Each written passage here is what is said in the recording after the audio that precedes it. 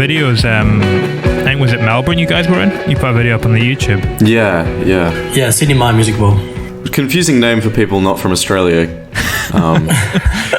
given it has the word Sydney in it, even with the different spelling, you know. So was that at half capacity or was that at full? Oh, that was like a third capacity, I would say. The usual cap, you can go up to 12,000 at that venue. Wow. And it was like 2,800 that night. But 12,000 if you're greedy and sell too many tickets. Comfortably within 8 to 10,000, I would say. But yeah. So that's like stadium size usually. Yeah, it's a phenomenal venue though. It's like it's fucking huge. So beautiful, like really amazing purpose-built live music venue. This incredible amphitheater and this huge sort of like cantilevered sort of roof across the stage and just like amazing production and stuff. Quite beautiful, yeah. Are there quite a lot of outdoor venues in Australia like that? You kind of amphitheaters? There actually are, yeah. It feels like it. Like every city's got at least one or two decent outdoor amphitheater venues. Like we've got a couple here in Perth, and then Brisbane there's the River Stage, which is another, like it's on the river obviously. But yeah, it seems to be that way, especially in summer. Those venues really start, well, I mean, traditionally have had so many shows go through them. It's very iconic spaces. How's that for you acoustically, like performing in an outdoor space compared to, you know, your kind of standard indoor venue? I prefer it personally because I don't have, like, I've got no wash from from the PA vocally, and then it's nice not having the crowd as loud in your ears. You know, there's sort of like you're not fighting your in-ears versus the environment around you. It's harder for lights, I think, to get a real feel for the place. And I don't know about front of house. I don't know if Jez, our front of house guy, if he has a preference, but I prefer for us to play outside. Yeah, I think I do too. It's just prettier that way as well, a lot of the time. Yeah, that's true, yeah. Which it rarely is, but we had some fucking freezing shows over the last month or two, now that we're actually in winter, and I actually have a cold, so I apologise for my bizarre voice right now. How cold is Australian winter though? Oh, it's fine. It depends where you are, but here in WA, we'll get like some 10, 11, 12 degree days, Celsius that is, and that's about the worst of it, maybe. I don't know. Does it get colder than that? I don't think so. No. That's summer for Scotland. Yeah. When we were playing in, we played in a place called Mudgee in New South Wales a couple of weeks ago, and that got down to -2 the day we arrived overnight, and I think it peaked at like 10. So like that was pretty cold, and we were on stage outdoors, and it would have been, I think it was like 7 degrees or 6 degrees, which is like fucking cold if you're on stage outside. I guess if you're used to it being like 30-degree summers as well. Yeah, that's it. Yeah, we probably sound a bit spoiled here, Definitely. But honestly, that's the coldest environment I've been in since I was like overseas or something. Yeah. How long have you guys been living together now then? Like at least 2 or 3 years, right? Yeah, I think. I remember 2018 we moved in together for the first time. Yeah, and then prior to that, Kieran had lived with me for like a summer here and there. And then we moved. We lived apart for nearly a year up until like August last year, in between rentals, sort of thing. But yeah, I'm off for a while now. Okay, so you were both separate, and then August last year you moved back in together again. Yeah, basically, yeah. Just through that COVID period, everyone was in fucking bizarre living situations, and no one had any plans to do anything. It was very much like just waiting for things to turn around or something. I don't really, Yeah, really know. I mean, we actually got booted from a house at the end of the lease because, I mean, I won't go into details, but there was an issue with the landlord, basically. And so we had... And it wasn't either of our faults, by the way. I just want to make that very clear. I'll die on that hill. Yeah, no shit. And then, so it's like finding a house is just so hard because we couldn't get a good reference. It was really rough, actually. And then when we went to look for a house the second time, after sort of like it was August last year, like everyone had moved back. I'm sure it was the same in Scotland. Like everyone's moved home from overseas, and so like the rental market's just flooded, and we were like, oh god, we can't find a single house. It's disastrous, actually. We got there in the end, but it was some stressful times. I'm in the same spot at the minute. We're trying to find a place. I'm in Aberdeen right now, and we're trying to find a place in Glasgow, and it's mental. Like every flat, like 200 people applying for it and stuff. Like, yeah, that's crazy. the sort of stats we're having here as well. Like, and usually Perth's like so chill for real estate. You can get a house no matter what, because like no one really stays here. Everyone just moves away. All of a sudden, everyone wants to be here. It's quite fucking annoying, actually. Why does everyone move away? Well, just because it's like It's just slower. Travel and, you know? and stuff, I guess. Yeah. No, I think, travel. It's beautiful. Yeah, young people. It's the perfect city to like raise a family. Actually, what's the stat? It's like the 4th most livable city in the world now. Some shit like that. Or is that 6, that's Adelaide? Maybe? Yeah, 6. Yeah. Okay, there you go though. Pretty good. Something to be proud of. I'll cuddle that thought as I fall asleep tonight. It's going to be awesome.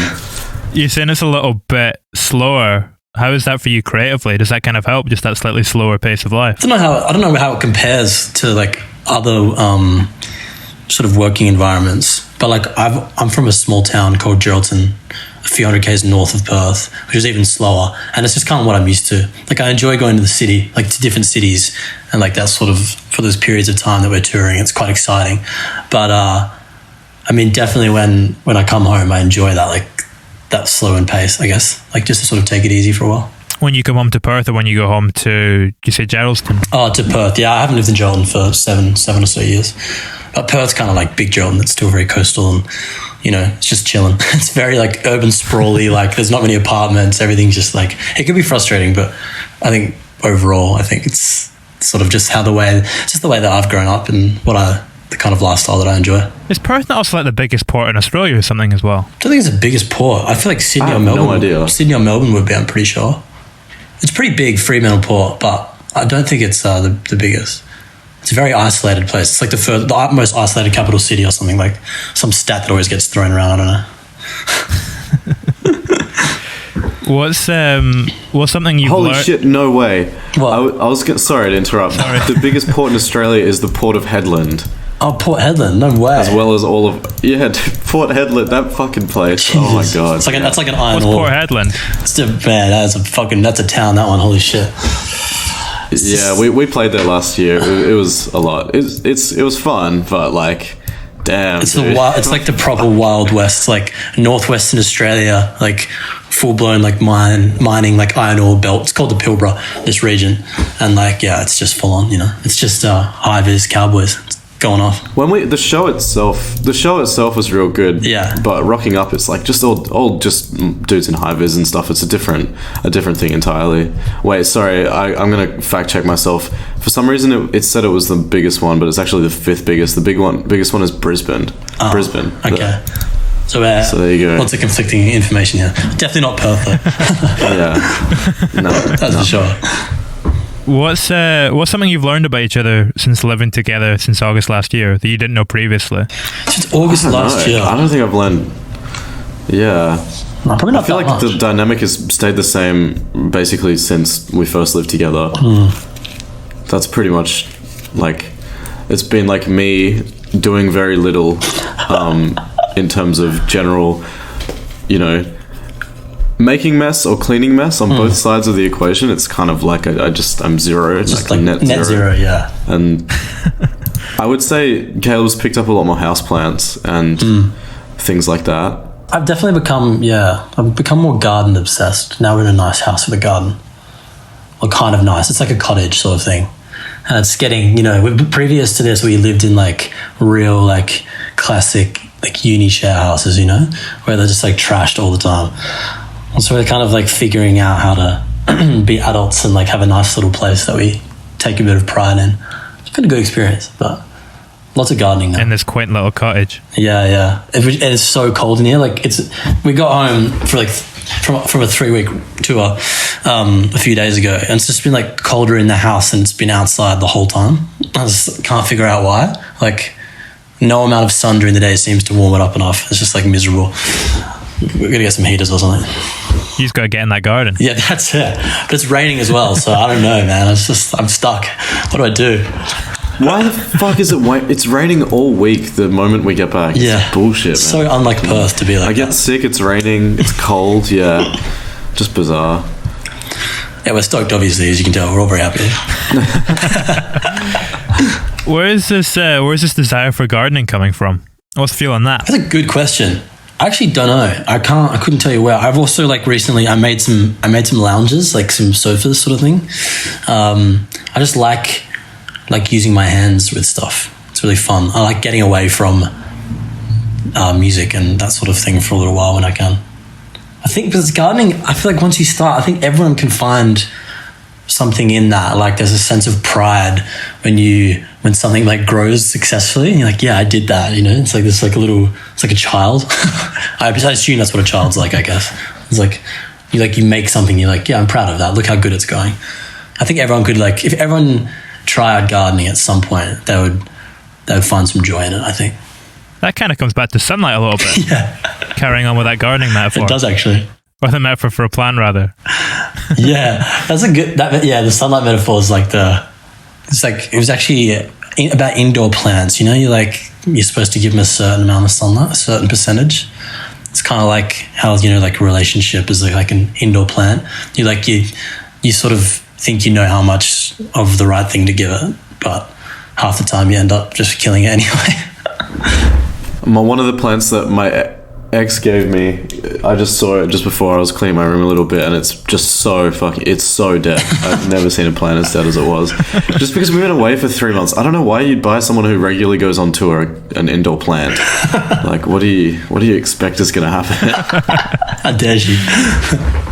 When you come up with that metaphor, is that something that just comes out through the process of writing, or is that an idea that you kind of have preconceived and you want to build a song around it? The song itself was written at the back end of the album, and kind of what I find with the records, like as you put it together, it becomes stronger thematically the longer you go, just because you've got a bit of a foundation of ideas to build the next songs on. And so I think, you know, there's a lot of stories of just like relationship problems and working through that as a young adult, and I sort of, by the time we got to the end of the record, I sort of realized that theme was quite strong. So the song Sunlight was written first and named that just as like a sort of an interesting idea, and then it seemed to be quite fitting for the rest of the record, I suppose. Do you remember the first song that you wrote as a band where you kind of found your own voice in that way and broke free of your influences? I honestly think like as early as a song like Feeding the Family, which is off our first EP, it was, I guess, not that really like sort of 6-string bar chord, heavy sort of rocky sound. It's definitely like by the end of it, it's got this like pretty big psyche sort of bridge outro thing. But the verses, what Ashton and I are doing with guitars, and even Amelia, it was Amelia's bass riff there, they're all quite like, not like at all traditionally rocky, and in that indie world, I suppose. But I guess like I can't really, when I listen to that song, I don't really know what it sounds like, you know, other than us, I suppose.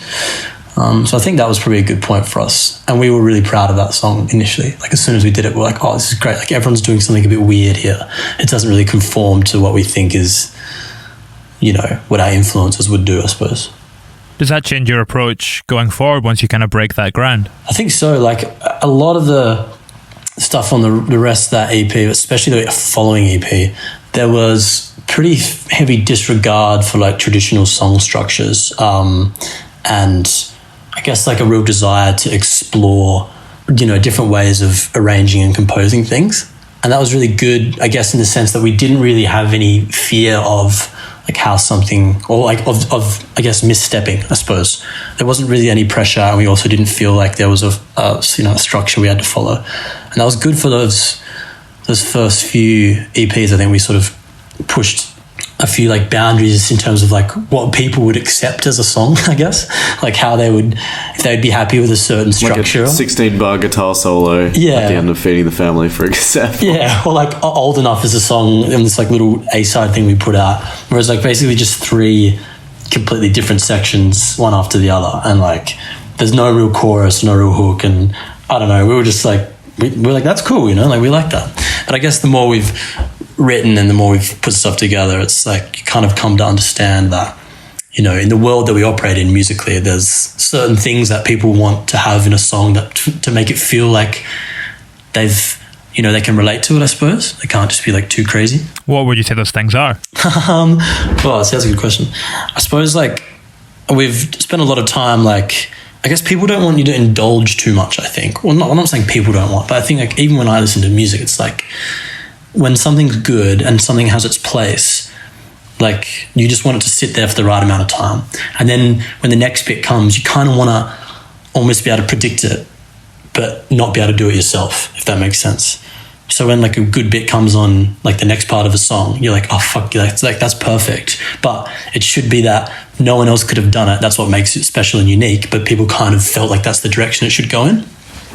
So I suppose that's like the biggest thing, is like thinking about like how a song should evolve as it goes. Like not just like what crazy ideas you have. It's like trying to imagine that there are some rules around it or something. It's almost like a movie. Like, the good guy's going to win in the end, but you don't know how he's going to get there. Yeah, that's a great way of putting it, for sure. It's like there's genre conventions, basically. How does that function as well for something like the Triple J like a version, the Here Comes the Sun? How do you go about making a Beatles song better? I don't know if that's the right phrase, but yeah. You know what I mean? How do you go about making that your own without going too far with it? It's a similar thing in terms of anticipating what the audience want. With so much trepidation and anxiety and nerves about doing it. Yeah. There's a weird one, like the beauty of a Beatles song is that like foundationally they're so good. They're not really I mean, like if they are dressed up, they're dressed up on top of something that's already really amazing. And so it's like you don't have to do anything too like fantastic to it to pull the essence out of it or whatever and make it work. For that song, we just tried to be like really like true to how we play and what we are, and then like figure out if we felt like we had done it justice enough and also taken it and done something unique enough with it so that it was worth presenting. But also, to be honest, like a version, that whole thing is like can be so stressful, like the pressure's on for that experience, and you don't want to like the audience and the reach of it is so massive. So I guess I'm not sure if we felt like, we talked about this, Kieran, like next time we do it, if we get to do it again, I think we will try and not worry about it so much, because I think the stress of it and like the weight of it sort of really got to us. Yeah, I think so. And just being able to let loose is something that comes across in the performance of those things, and it wasn't something we were thinking about at all. We were thinking about how do we do the right cover, how do we do the cover as well as we possibly can, versus just letting go and having a good time with it. But we did actually enjoy the process of learning the song. It was just putting it in front of as many eyes as we thought there would be on it, which there are with like a version. It's like very much an Australian institution with Triple J. Sort of, it's their thing. It's huge. So the pressure was pretty strong. But yeah, I'm looking forward to doing it again. Just knowing what the whole experience is like, knowing how to do it and how to approach it. It feels like any band that gets to do it multiple times, it just gets better each time. Do you think that's because, like you're saying, the pressure's off the second time? Well, hopefully, yeah. That's how I'm envisioning it playing out, but maybe it's just more. Who knows? Yeah, maybe we'll just get straight back in our heads about it. Yeah. It's anyone's guess. Does that ever happen to you? I mean, that's interesting. Did that happen to you when you were making the debut record as well? Because it's a similar thing of, there's a lot of pressure for that. With the like a version thing, it's like it's tangible anticipation from a lot of people that are expecting a thing. With the debut record, it was kind of like, we can do what we want as our first album. Let's just like put together songs that we really love, and that's what happened. And it felt very much like pretty happy-go-lucky in the sense, a different kind of thing. Yeah, I mean, I agree with that fully. It didn't feel like there was much expectation, I suppose. Like there was like a sense of us just like feeling it out a little bit and like figuring out how to put a record together. Like, that's sort of, just because you can make music and record music and play live doesn't really mean you know how to put an album together. Like that's a whole nother experience. And because we were doing it without A&R or anything like that, it was sort of like pretty fun, like pretty like there wasn't a lot of pressure to, not misstep or anything like that. We were just sort of with our four heads and our producer Parker together. We just sort of hoped that would come out okay. Luckily I think it did in the end. But now I suppose knowing the process and feeling like there's a larger audience, that pressure kind of goes up for future stuff. Did it help having, it's interesting what you were saying there about just because you know how to write and record doesn't mean you know how to put an album together. Is that why you recorded 18 songs, so you would have a little bit of space to kind of sculpt if you needed to? I think that actually helped in the end, but that wasn't the reason we did it to begin with. The reason we did it to begin with just, did it sort of piecemeals because we didn't really have the money or the time. We were all either studying or working full time, and we were still a reasonably small band when we started out on it. And we also didn't have a label, and we didn't know exactly when it would be a good time to put a record out. So there was a bunch of factors that contributed to it being recorded, song by song over a long period of time. But yeah, like you say, like in the end, that gave us the opportunity to step away from the whole process and the songs for months at a time, then revisit them with sort of fresh eyes or fresh ears, I guess, and figure out what needed to happen next as like a bit by bit sort of thing. That's interesting what you were saying as well, that when you started out, you didn't have a label or anything and you were all still working full time. Was it a case of over the year of making that record, the momentum was kind of increasing and the band was starting to take off in tandem with you finishing the album? Yeah, pretty much exactly what happened, it feels like, yeah. Between the start of 2019 and the end, so much, happened, and it was very much alongside a whole bunch of recording sessions that would then form the entire record. That was, basically what happened. Very fortuitous, like super lucky it worked out that way. I mean, the record coming out was probably when it really culminated all together, I suppose. But the little bits that happened pre that probably gave it the platform that it, just enough of a platform for it to make a bit of have its moment in Australia, I suppose. Yeah. Like 2019 for us was a very essential building block towards putting out an album to an audience that we didn't realize it at the time, but that we'd worked pretty hard to build, and that were really ready for something like that. Like 2019 for me stands out because of like Splendor and Big Sound, these huge in different ways festivals that we had the opportunity to play, and that really put us on the map a bit to the general public as well as the industry sort of side people that we'd then go on to work with AWOL in particular, who we signed with basically at Big Sound, and it's like this industry conference here.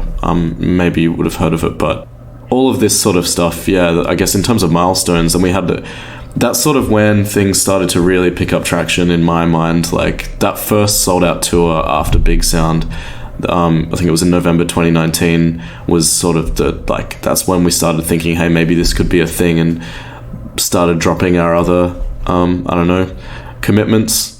How do you think your approach to the album would have differed had you started it at the end of 2019 instead of the beginning? We would have had more time to sit down in one place and start working on it. We would have had more time to do it in longer chunks, I suppose, and I could see how that could, that's, been helpful this time around with this record. But I think that there's a sense of like innocence in Sunlight, and there's kind of this feeling to me that it's a little bit disjointed sometimes, and that it's like, it's still not like a perfectly manicured record for us. And I think that's sort of part of the charm of the album, maybe in some ways. So I think it would have lost that a little bit. I would think it would have lost some of the looseness about it. And it's quite a diverse sounding record for us. And that, I guess, it wouldn't have been so much that way if it had been recorded in that shorter period of time when we were a bit more sure of ourselves. With what you were saying there, I know you've described it in the past as well as an album of apologies. Would you say that sometimes you feel it's a little bit disjointed? Is it almost like 12 short stories taken from the same period? Yeah, well, it's like 12 little stories taken from like 2.5 years, even longer, 3 years. And then there's also some like things about childhood stuff as well. So it's from a lot of different periods and relationships and things like that throughout my life. So it's definitely, I suppose conceptually it comes together because it touches on similar issues, but, in terms of it being, a timeline and actual events, it's very much all over the show. Why did you decide to pull from childhood as well when the bulk of the memories were kind of taken from that 2.5-3 year period? What brought you back that far? I suppose there's a sense of trying to understand why you are the way you are. And I guess for me, there's been a sense of trying to understand why things that I'm struggling with now, like how they might be, a function of stuff that I haven't resolved from, when I was younger. And like coming to terms with that, especially through therapy and things like that, was something that I've dealt with over the last couple of years. I suppose it felt important to talk about them alongside what was happening currently in my life because they were quite intertwined. Yeah, it's that kind of age-old thing that you spend the second 20 years of your life trying to figure out what the fuck happened in the first 20. Yeah, basically. So that's good. I'm 4 years into that. So. Did going to therapy change your songwriting in any way as you start to look at your emotions in your life from a slightly different perspective? Yeah, I think there's less, and on this record, there's probably less like like soul searching in a sense. I think I've understood some things that previously I was trying to work out through songwriting. And so maybe there's less like, you know, I'm this and this, like look at me or whatever. Probably trying to be less like inward looking, I suppose, in this songwriting. And I'd say that's probably part of like tying up loose ends through therapy, I suppose, like stops the need for you to continue to think about and talk about these things. How does the desire to write a song about something you see in front of you happening differ to the desire to look inward and try and find something to write a song about? I think you've got to focus on it being more universal in what you're talking about. Because I guess I got lucky in the sense that when I was talking about just things that I've experienced and things that I felt, that it's sort of lucky that it's a fairly universal experience for me as it is. Or for other people, you know, what I'm going through, like, is kind of a lot of people who dealt with all the same shit over and over and over again. It's not groundbreaking. And so it connects with people in that sense. But then when you're trying to understand something from more of like a cultural level or whatever, like when I'm trying to talk about certain things I'm feeling at this age that other people might be feeling, I guess it's, if you're openly writing about a group experience, I guess you need to make sure you sort of know what you're talking about as opposed to just sort of spewing out whatever you're feeling at the time. Slightly different pressure. Yeah, I'd say so, you know, especially if we're going to be like really open about what the album's about and sort of try and speak on behalf of people, I suppose, then yeah, there's definitely a pressure involved there. Kieran, when you're writing the drum parts as well, are you very much trying to relate and tap into what the song is about to fuel that, or are you just playing for the song at large? How do you kind of go about that? It tends to be mostly a feel thing for me personally. I like the idea of drummers that serve songs the best, and I very much notice parts that stick out and are overplayed in other songs, even songs that I like. I tend to think that over time my lean in writing parts is always, it started to move towards simplifying things. Yeah, I don't know if I really think too hard about the emotional meaning of songs while writing drum parts, to be honest. It's more about the musicality of it. A lot of the time when we're jamming songs out or sort of in the process of writing as well, the tones can be clear, but the lyrics maybe aren't there, and we sort of work towards an end goal, and all the sonics that build towards sort of the emotional conclusion of what the song will sound like tends to come from production, I think, and the drum parts themselves are fairly standalone, I think, and that's sort of the way that I've always thought about it, at least for Sunlight, and I guess for this next record as well. It's interesting what you were saying there as well about simplifying things a little bit.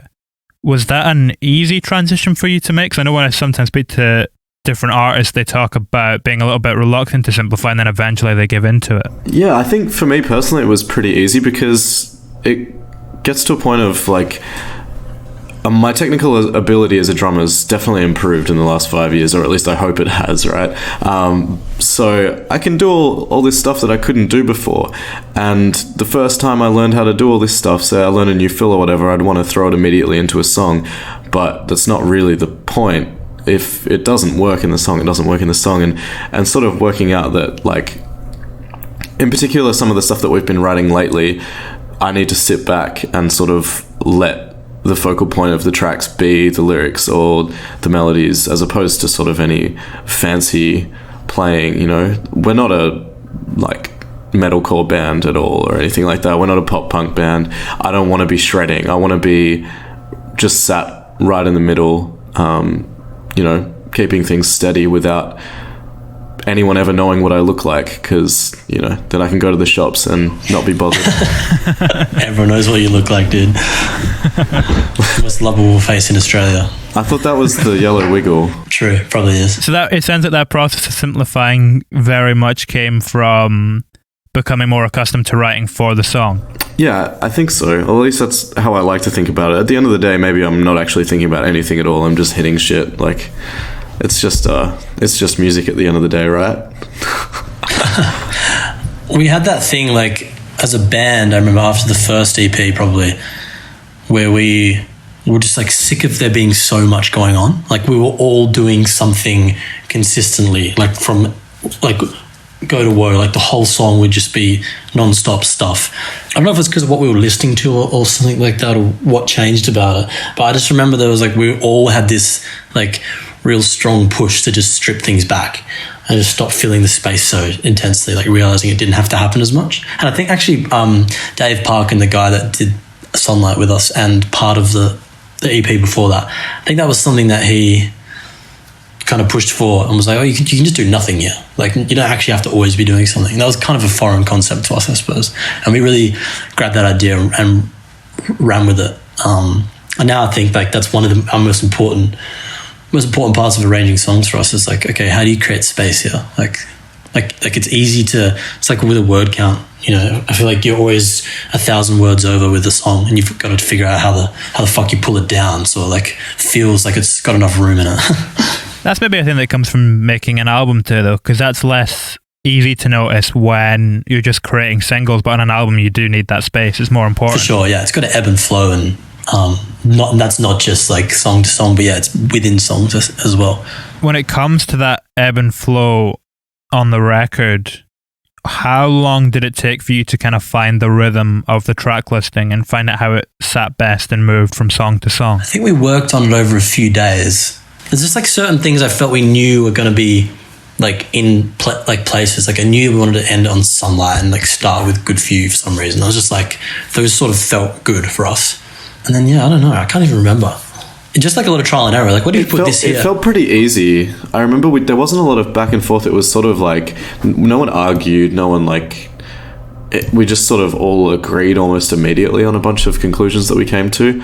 I'm glad it worked out the way it did. Like having side A, and this isn't something we even thought of, but having side A end with Booster Seat, so it's still got that transition from track 5 to 6 between Wasted On Me and Booster Seat, and just sort of like little things like that. When I listen to the record, which I've only done a couple of times on vinyl, like I would say tops 3 times, but it flows really nicely, and we did think about it, but I never thought of how significant an effect it would have. So it's kind of, yeah, it's definitely worked out pretty well there. There's things like make sure they're not in the same, or like where possible, don't have 2 songs in the same key or the same tempo butted up against each other. So it's, you know, there's like a discernible change in the song. And I think the other thing that we thought about, I remember our producer Parko put us onto this as well. He's like, when it finishes, you should be like, oh shit, it's over. Not like, when is this going to end? Like the record. So it should have a sense of it like flowing and it being over faster than you wanted it to be over. Because that's when you know you haven't been bored at any point. You've always been like excited and anticipating everything. When you were figuring out that flow, was that something you did in the live room before you recorded, or was that only done after everything had been committed to tape? Very much at the end, once like things were mixed, pretty much, mostly mixed. I think we started doing that. How does your idea of a song change when that happens, actually? Because it's always interesting how much of an impact a good mix can have on your perception of it. Yeah, I mean, it makes a massive difference. Even like more and more, I'm noticing how much difference a master makes, although I didn't really think that had, you know, a discernible impact for the average sort of listener like myself. But I think the thing about a good mix, it sort of takes away the like anything that's unsure about the song. It sort of levels the playing field between songs when you get a mix at the same place, and sort of you get to appreciate them slightly more objectively, I would say, as opposed to like thinking about it's easy to hear the little bit that you did when you're listening to an unmixed version, because like you can hear it in that raw state. Whereas when things have sort of been leveled out and put in their right place, I think you just hear it as a song as opposed to all its individual things. And that definitely gives you a better idea of the mood of everything. Yeah, it comes back to that idea what we're saying about everything kind of feeding together as opposed to being individual things all kind of fighting for space. Yeah, that's it. We touched upon that wee quote a little bit earlier on as well, of it being an album of apologies. How many of those apologies have been fulfilled in real life before being thrown into the music? All of them to a degree, like there's a difference between there being an apology and a reconciliation, I suppose. And I would say that there's not a great deal of reconciliation that's come from it, but, the apologies and some sort of the walking through or talking through the issues had happened to a degree. The final manifestation of it is when it comes out in a song. It sort of like reaches its final point, and you sort of want to tie it off in that moment and leave it as is. And it kind of, I think the issue with some of it is that it's sort of open-ended. So nothing's really like been tied off in that sense. When you were saying reconciliation as well there, do you mean reconciliation with yourself and the person, or just reconciliation within yourself? Myself and the person mostly, yeah. Like, it's not like we're all chummy and stuff. Everyone that, that I've sort of went through that process with. Can you get closure on a situation even when it is still open-ended in that way? I think the closure that you come to is a sense of recognizing that the things that you've done and the person that you've been in the past, they shouldn't always, they're not going to be there forever. There's got to be like a sense of like forgiveness of yourself and letting the past be the past. And I think that's when the closure comes. I always had this serious like guilt complex where I just like things that I felt like I'd done wrong or like things I could have done better would really hang over me and eat away at me. And like if you're going to be like that, then nothing, even if someone says like it's okay, I forgive you, it's fine, it's never going to be resolved or reconciled in your head if you're not able to like forgive yourself, I suppose. And so that's probably I've worked pretty hard at that, in particular, that sense of forgiving yourself for things. And when you can do that, there's that closure no matter what's happened with the situation. It's like you can admit wrongdoing and say, yeah, it's all right, it's gone, it's over now, and move past it. Yeah. You see that guilt complex a little bit in the record too, in terms of stuff like Straight Face, which is about you falling out of love with someone else. But there's nothing wrong about that. There's nothing to be ashamed about that. Yet the song is written from a very kind of guilty perspective and feeling ashamed about it. For me, that's definitely just a case. I was a pretty religious upbringing, and religion is fantastic at making you feel guilty about shit. It's kind of what it's based off, actually. The fear of like retribution, the fear of hell or whatever is like basically this like fire underneath everyone to basically trick you into paying money or whatever. But that sense of guilt is something that like drives people in religion really strongly, I think. And, not to say that that's what everyone's experience is, and there's joy in certain things like religion for sure, but that sense of guilt is like a powerful way of controlling people. And if you don't have control over it yourself, it definitely will like rule you, I think. Does putting those emotions into your music kind of give you more control over them in a way? It definitely allows you to sort of wrap up little moments and little thoughts and make them more concise as opposed to just dwelling on them. That's a sense of control, I suppose. But also, being able to just throw the eternal apology out there, I suppose, just sits there on tape now forever, and I can sort of stop saying it and feeling it. There's something amazing in that. But also, if I had the chance again, maybe I wouldn't have been so, I suppose, like self-deprecating. I feel like maybe there was not as much need for that as I thought at the time.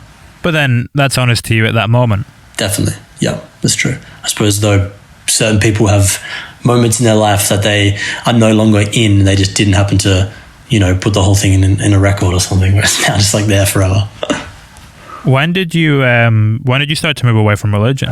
I moved out of home when I was 17, but probably for the last year and a half of that, 2 years of that, I was pretty much fully off it, but still in the church and under that sort of within that religious household that I was raised in. But I figured out there was something pretty sus about the whole thing, and probably 13, 14, and just I guess was at odds with myself. There was a bit of a battle inside where I was figuring out, was it possible that this whole sort of infrastructure around me, this family and this church and my school and all these things, like could they all be a bit like wrong maybe? That was quite like a massive thing to come to terms with as a kid, as your worldview has been so strongly shaped on that for so long. I suppose it just took a while to be sure of that. Especially when you're like 13, 14 already, there's quite a lot of teenage angst and kind of alienation floating around. Yeah, that's it. And then sort of... Caleb and I actually went to the same school, same religious school up in Geraldton.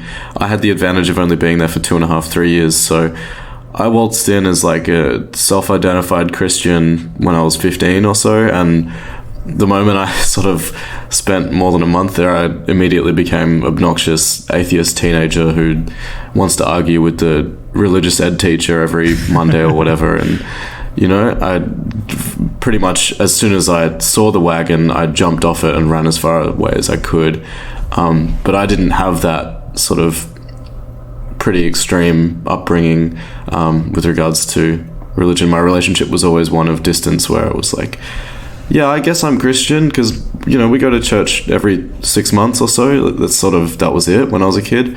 And yeah, seeing it in full force, I think for me, seeing like really, really young kids engaged with it made me a bit uncomfortable, I think, because I had the idea at that time that maybe if you're 6 years old, you don't really know what any of this stuff means, and then seeing, because it was a P12 school, so seeing, all the age brackets through the whole process sort of under the same spell, I guess, feels like a pretty silly way to put it, but at the same time seems kind of appropriate. A little bit culty. It was a really bizarre thing, I guess, but I don't want to be that guy. It's maybe an extreme word. Religion's cult, because it's definitely not. And I guess it was very alienating for me at the time when I was that age. And I think religion generally religious institutions tend to have a softened or watered down version of what the issue with a cult is, and that's that desire to ostracize you and isolate you, so that when you're in a weaker place as a human being and you have people around you that are saying we're your friends, we're your family, there's that sort of you sort of feel like you have nowhere to go, I guess. And when you're in that position, that they control you as a person, as an individual. And I guess it's only when that becomes extreme that it's cult-like. But a watered down version of that is many Pentecostal and evangelical churches throughout Australia, at least, and the Bible Belt in the US. I'm not sure what it's like in the UK over there, but it's kind of waning a little bit here. Definitely the same. I'd say a little bit, a lot, yeah, for sure. I guess you guys have that sort of a much stronger sort of. There's a Catholic and Protestant history there, whereas Australia is a little bit detached from that because we're not as old, I suppose, culturally in the Anglo sense. Yeah. Does Australia? Were you Catholic or Protestant? I think it would be called Protestant. It's not Catholic. It's evangelical, sort of very much Bible Belt USA, sort of speaking in tongues, that whole thing, laying hands and that sort of pretty full on shit. Well, actually, did you have an experience of speaking in tongues? Because I've never really. What exactly is that like? I used to do it. I'm pretty sure as up until the age of 15 or 16, and I honestly don't know what it was. If it was if I just learnt to say something to try and do it, or if I genuinely was in some way. Because it's supposed to be that it's the Holy Spirit is speaking through you. Obviously, that's the whole gist of it, and especially in the religion that I was in. But I think you tend to do a lot of things to fit in when you're in that environment. So looking back on it now, I just have no idea what it is. But everyone around me, all the adults around me, they all did it all the time. It was a consistent sort of thing. No one really, when they prayed, it wasn't like in Catholicism or where you sort of have the certain prayers that are recycled. It'd be no sense to them whatsoever. It would just be speaking in tongues. It's tapping into something. It's interesting. It definitely is.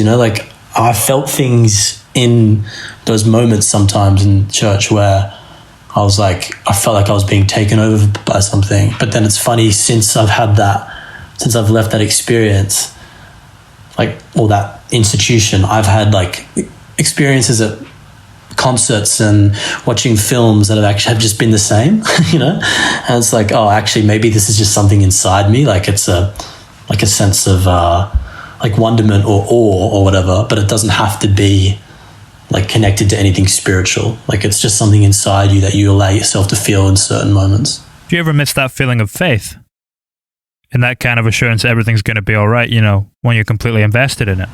I never felt like everything was going to be all right, I guess. Even when I did have that faith, it didn't give me that sense of assurance, even though it was supposed to. I remember always being feeling like that was kind of bizarre. All these people in my church and stuff were just brutally poor, and there was so much family breakdown going on, and just shit situations all around us, and no amount of faith was going to fix that. And so I didn't really feel like that was very real to me. Was that a similar thing for you, Kieran? Well, one thing for me that I would sort of envy from people who are particularly religious is I don't really know how to deal with the concept of death as a human being. I have no idea what to make of it, and having only just started experiencing, deaths in the family, things like that, it's just if you can just sort of close your eyes and think that maybe they're waiting up there for you, that's a much more comfortable way to go about it than to sort of take in the assumption that you make when you're rejecting religion and just, you know, there's nothing. So that takes the finality out of it. Like, damn. Yeah. What are your views on it now? What do you think happens? What's your feelings on it? Avoid thinking about it mostly. Yeah. But I don't really know. I guess I haven't become any more or less spiritual throughout my like years as an adult, right? Like since leaving school or coming to uni, and I haven't really thought about it much beyond the fact that I don't want the people around me to die, and I also myself don't want to die. That's sort of it. That's where my thoughts and feelings on the matter end. I haven't really. It's not like I'm looking for answers on it, so it's just going to stay the same until I do. And whether looking for answers for that is how people come to religion, I guess I can understand that. But until I lose the bad taste in my mouth from the sort of experiences that I've had and those around me have had with it, I don't see myself going there. So, I mean, for me, there's a lot of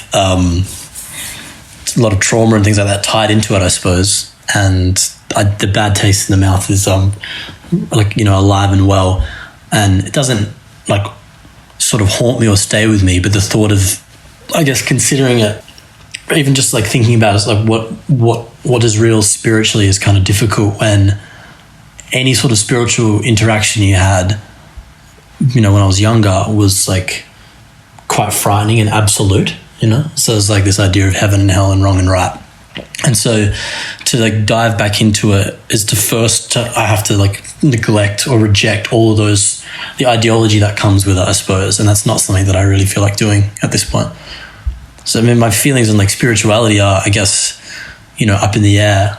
To say that I've been able to think about it long enough to decide one way or another isn't true, I suppose. You know, when you're growing up in religion, is that thing that you kind of you're encouraged to center your life around?